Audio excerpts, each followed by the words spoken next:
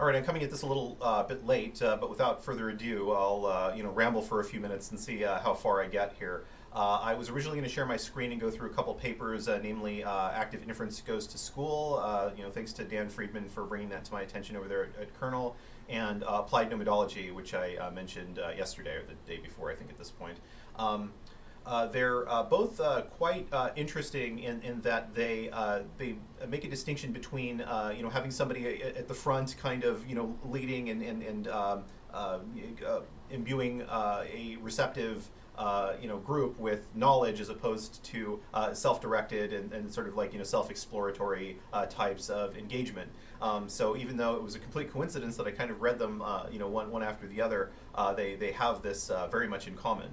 In the case of Active Inference Goes to School, it's making the kind of teacher-learner scenario out to be much closer to how LLMs learn, with their very, very large corpuses and their very intense and concentrated period of training, versus the Montessori experience, which is exploratory, self-directed, and inspires the learner to learn in the way that Carl Friston's active inference framework and the free, backed by the free energy principle research, in a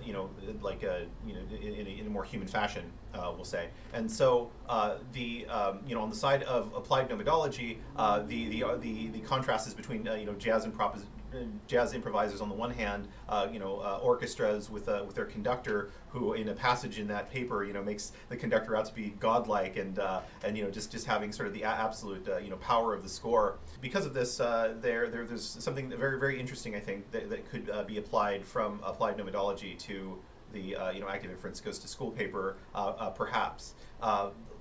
One of the more fascinating things about the applied nomadology paper was the idea, the concept that because music is essentially a structure, like a way to structure differences in time, that it is actually kind of almost like a proto-organizational frame, right? That it actually heralds social organization, and that it is worthwhile to examine different types of music and the dynamics of its creation and the kind of music that is produced in order to infer what social organization might follow from a particular type of music. And in fact, it goes into the works of Jacques Attali, who wrote The Political Economy of Music, and Elias Canetti, who wrote Crowds and Power. And both of them having put this kind of analysis to bear in their works. Attali, I believe, separated the types of music, or the eras of music, into four classes, very much in line with the four types of socius and anti-Oedipus. The first one is a way to forget the violence that from ritual that founds the social order. The second is to believe in the order of power, centered on the despot. The third is capitalistic or commodified music that is meant to make people silenced, to their whims and so forth. In this commodified environment. And then the fourth is composition, which is akin to jazz improvisation, and is kind of like seen to fix the problems with the first three. I think that there's a little passage where he talks about how Tolley eventually wasn't satisfied with jazz as actually having heralded the new mode of social organization. But it seems fair that according to Attali's earlier examination of this, jazz shouldn't have been expected to do so. It should have been expected to presage it. Although it would seem that that capitalism's stranglehold on behavior patterns and how to look at the world, or monopolism.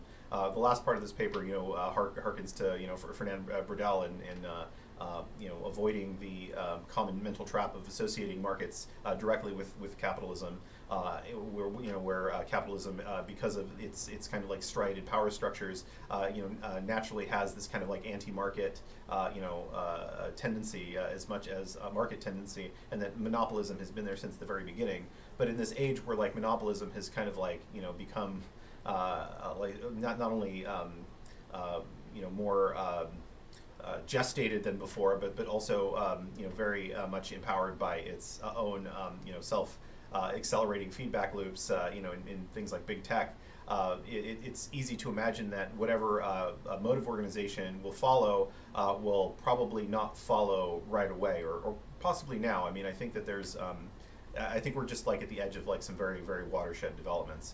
But suffice to say, the end of the chapter, like many Deleuze-Guattarians, will tend to look at things like Mondragon, or alternate forms of corporate organization that better preserve the what in this paper are referred to as the technical. I was going to say technical striations. I don't think it's called the technical hierarchies versus social status hierarchies in organizations.